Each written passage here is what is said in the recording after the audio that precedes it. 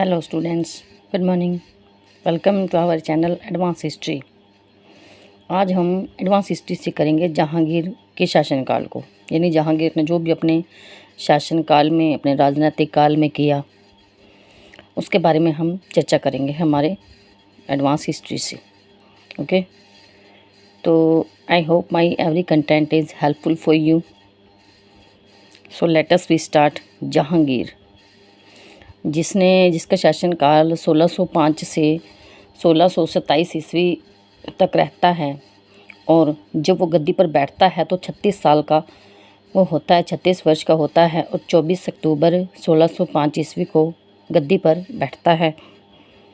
और गद्दी पर बैठते समय वो नसरुद्दीन मोहम्मद उपाधि लेता है, जहांगीर की नसरुद्दीन मोहम्मद जहांगीर की वो उपाधि लेता है। और उसका मूल नाम सलीम था, यानी पहला नाम उसका सलीम था। और उसकी माँ मरियम उजमानी उसकी माँ थी, जो उसकी माँ मरियम उजमानी जो जयपुर की राजकुमारी थी। उसका जहांगीर का जन्म 30 अप्रैल 1559 में अकबर के निर्वासन काल के दौरान हुआ था। और विवाह उसका था मानबाई, जो आमेर के राजा की पुत्री थी। 15 वर्ष की आयु में इनका विवाह हो जाता है मानबाई से। और 16 फरवरी 1585 ईस्वी में इनका विवाह हो जाता है मानबाई से। और मानबाई से इनको शहजादा खुसरो का जन्म होता है। शहजादा खुसरो मिलते हैं राजकुमार के रूप में मानबाई से इनको, और सारे राज्य में पालना की आज्ञा दी थी। एक ऐसी 12 घोषणाएं या अध्यादेश कह लीजिए, जिनको दस्तूर अल अमल के 12 आचरण कहा गया है इन्होंने अपनी घोषणाओं में। और अपने शासनकाल के दौरान, यानी गद्दी पर बैठते ही इसने 12 घोषणाएं ऐसी की थी जो सभी मानवता के लिए हितकारी सिद्ध हुई थी।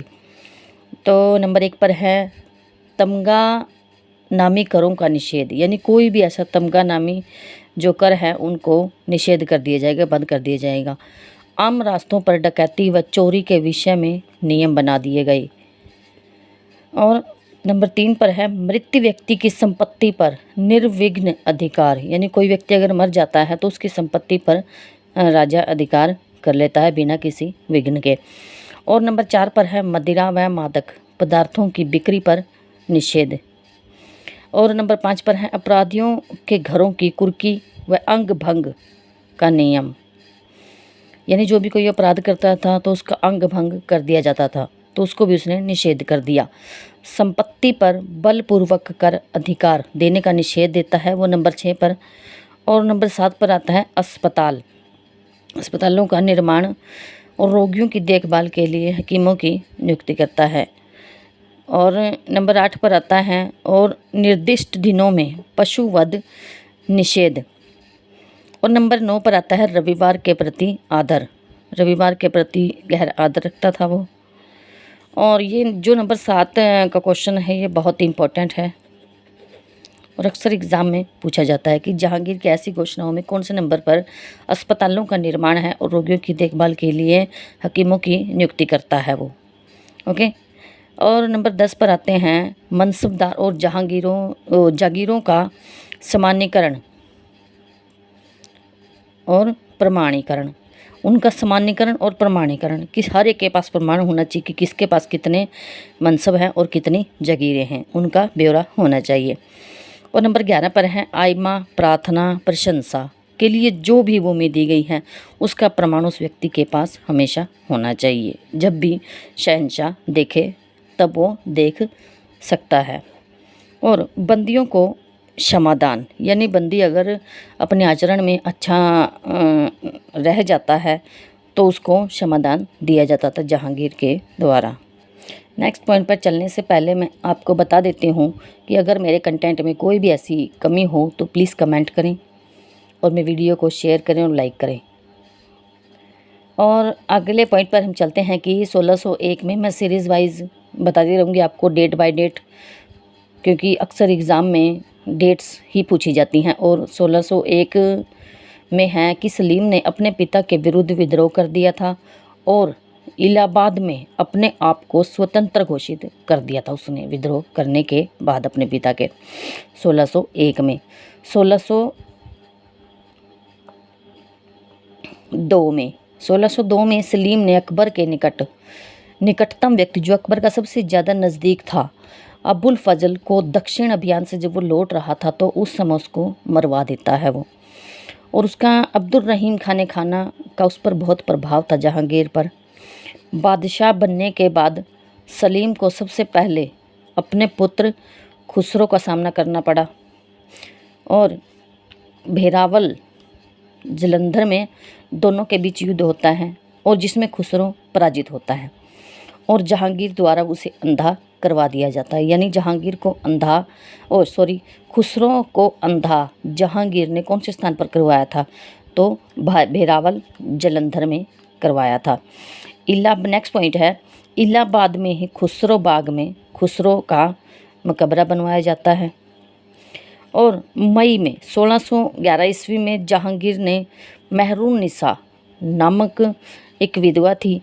इसमें क्या होता है कि जहांगीर एक मेले के दौरान कहीं घूम रहा होता है और वो जाता है अपनी सेना को लेकर, अपने सैनिकों को लेकर, और वहीं उसे मेहरुन्निसा नाम की एक सुंदरी दिखती है जो अपार रूपवती थी और बहुत ज़्यादा सुंदर थी। तो उसके इस रूप के आकर्षण से बच नहीं पाता और अपने सैनिकों से कहता है कि उस लड़की को यहाँ लेकर आओ, और जिसके कारण ये उससे बातचीत करता है और उससे पता लगता है कि ये एक विधवा है और उस विधवा से ये शादी करने की पेशकश करता है, मेहरुन्निसा से शादी करने की पेशकश करता है।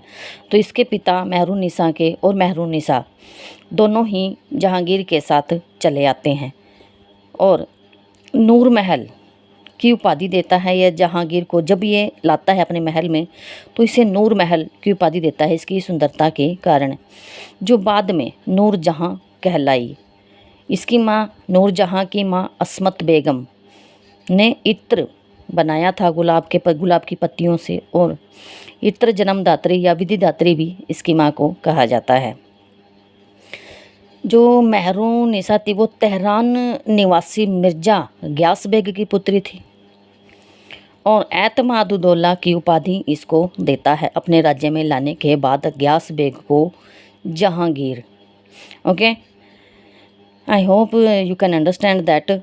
नेक्स्ट पॉइंट आता है, नूरजहां के पहले पति से उत्पन्न पुत्री का विवाह जहांगीर के प्रिय पुत्र शहरयार से करवाया गया नूरजहां द्वारा। और सबसे पहले शुरू किए गए दो पद शुरू किए थे जहांगीर ने। सबसे पहले दो अस्पा और सिंह अस्पा, और इस पद पर महाबत खां को दिया जाता है ये, और जो बाद में इसका ही विरोध करेगा, यानी जहांगीर का विरोध ये अंत में करेगा। मेहरुन्निसा के शासन में आते ही, यानी मेहरुन्निसा के महल में आते ही कुछ समय बाद जहांगीर जो होता है इसका बहुत ही ज़्यादा दीवाना हो जाता है और अपने ज़्यादातर अधिकारों को, पदों को इसका यूज़ मेहरुन्निसा करती है, चाहे वो जायज़ हो या नाजायज़ हो।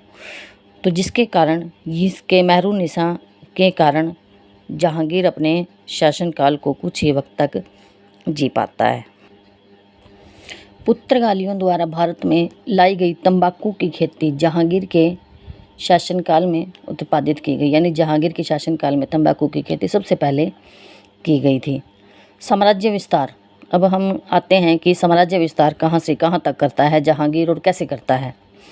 तो नंबर 1 पर चलते हैं हम मेवाड़ पे। 1615 ईस्वी में मेवाड़ विजय के तीसरे, यानी इससे पहले 2 बार ये अभियान कर चुका था, और इसके तीसरे अभियान पर जहांगीर स्वयं जाता है और राजा अमर सिंह के साथ युद्ध करता है। और इस युद्ध के बाद मेवाड़ की संधि होती है 1615 ईस्वी में, जिसके तहत अपने राजा जो भी इसने जीते थे वो वापस लौटा देता है। अहमदनगर विजय नंबर 2 पर आते हैं। 1617 ईस्वी में जहांगीर ने अपने अनेक अभियान इसके बाद किए थे और फिर ये खुर्रम यानी इसके बेटे को अहमदनगर अभियान के लिए भेजा था इसने, अहमदनगर विजय के लिए।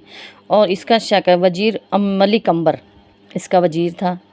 बीजापुर के शासक की मध्यस्थ यानी बीजापुर का जो शासक है वो इन दोनों के बीच में आ जाता है और मुग़लों व अहमदनगर के शासकों के बीच संधि करवाता है। कौन? बीजापुर का शासक। वजीर अंबर पर सफलता के बाद जहांगीर ने खुर्रम को शाहजहां यानी संसार का राजा की उपाधि दी थी। कांगड़ा विजय नंबर 3 पर आती है अगली। कांगड़ा विजय 1620। उत्तर पूर्वी पंजाब में कांगड़ा दुर्ग पर अधिकार करते हैं जहांगीर। उल्लेखनीय सैनिक सफलता मिलती है यहाँ पर जहांगीर के द्वारा दी जाती है, जिसके कारण ये पंजाब पर अधिकार कर लेते हैं। कंधार विजय नंबर 4 पर आते हैं। कंधार विजय पर हम तो 1622 ईस्वी में जहांगीर के शासनकाल में 1622 ईस्वी में फारस के शाह से मुग़लों ने कंधार को छीन लिया था। 1622 ईस्वी में राजकुमार खुर्रम ने बुरहानपुर में अपने बड़े भाई खुसरो का वध कर दिया था। खुर्रम ने जो खुसरो जो अंधा करवा दिया था जहांगीर द्वारा, उसका वध कर दिया था इसने। और जहांगीर ने पहली बार 1612 ईस्वी में रक्षाबंधन का त्यौहार मनाता है, यानी हिंदू त्योहारों को मनाता है ये। और दिवाली के दिन जुआ खेलने की इजाज़त दी जाती है जहांगीर द्वारा। और इसके काल में छवि चित्र भी बनाए जाते हैं, जो मैं आगे चर्चा करूँगी इसके बारे में। तो श्रीकांत नामक व्यक्ति को जज नियुक्त करता है ये। सूरदास कवि को आश्रय दिया इसने अपने राज्यकाल में। उसी के संरक्षण में सुरसागर की रचना की जाती है। ये पॉइंट काफ़ी इम्पोर्टेंट है कि सुरसागर की रचना किसके शासनकाल में हुई? तो जहांगीर के शासनकाल में सुरसागर की रचना होती है। निसार तांबे का सिक्का चलाता है जहांगीर। जहांगीर ने सिक्कों पर बहुत सी आकृतियाँ बनवाई। कुछ सिक्कों पर शराब का प्याला लिए हुए दिखाता है ये।